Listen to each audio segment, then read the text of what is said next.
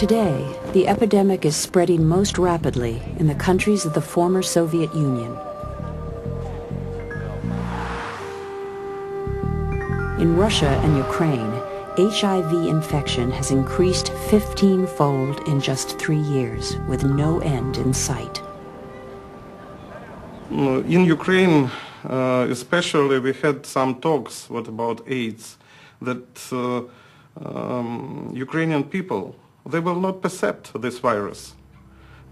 This is for some people somewhere there, but not for Ukrainians. So we are some kind of biological strangers on the earth. But, you know, this is simply stupid. When AIDS does jump from vulnerable groups like injecting drug users to the general population, poor countries like Ukraine are simply not prepared. They have no experience, no money, and no medicine.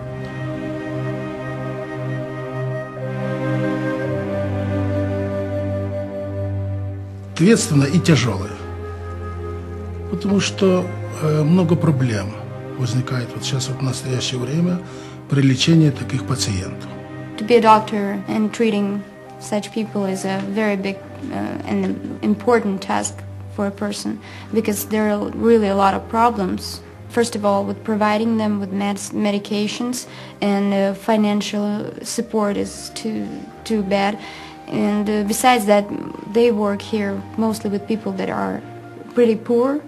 Most of them either don't want to work, like drug users, and some of them are not able to work anymore. So they need a lot of finances here. Ни одна страна в отдельности не может справиться, не сможет справиться с таким серьезным заболеванием, как ВИЧ-инфекция.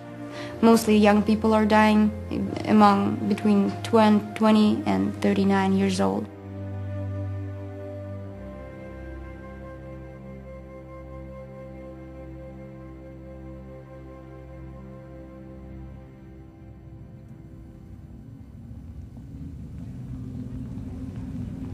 Hope feeds life. The absence of hope destroys it. In this part of the world, economic hard times have created a climate in which young people feel they have no future. They have no jobs, little money, and almost nothing to do. Ruslan, like nearly half his generation, has turned to intravenous drug use to avoid the reality of his own life.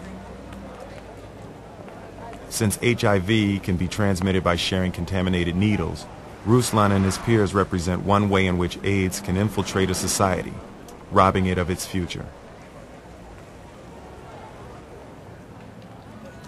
We have another kind of drugs, you know. In your country, cocaine, heroin. In our country, we have liquid. It's like heroin, but it's in a liquid. It's more dirty, but it's so cheap.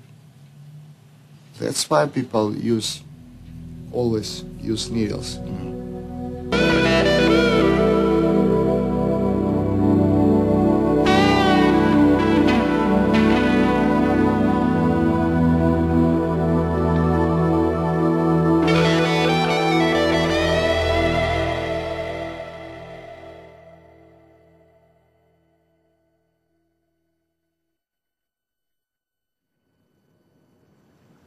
Sergei Kostin's organization, The Way Home, works with the poor, the homeless, and with injecting drug users in Odessa. We have so many drug users because the total frustration in our country after demolition Soviet Union.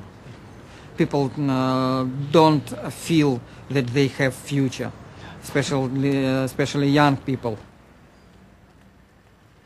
I think maybe 40% of my generation getting drugs. Maybe 40, and maybe half. They had lots of myths For example, it is good to share one needle, because it is some kind of developing some kind of brotherhood. I know people which can take your needle. For example, you inject and following it down, and people just taking from the floor, going to the water, and do it. Yeah, that's crazy guys and girls.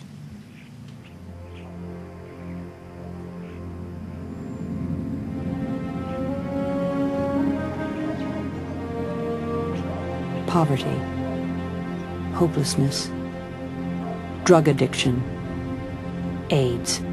The links in this chain are strong, but they can be broken.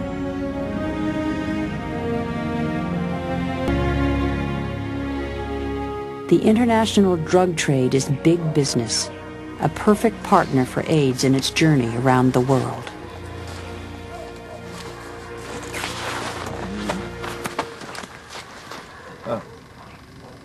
Ruslan and Katerina both participate in programs where they are given clean, disposable syringes, sharply reducing their risk of getting HIV, condoms, and counseling, which may ultimately lead to rehabilitation.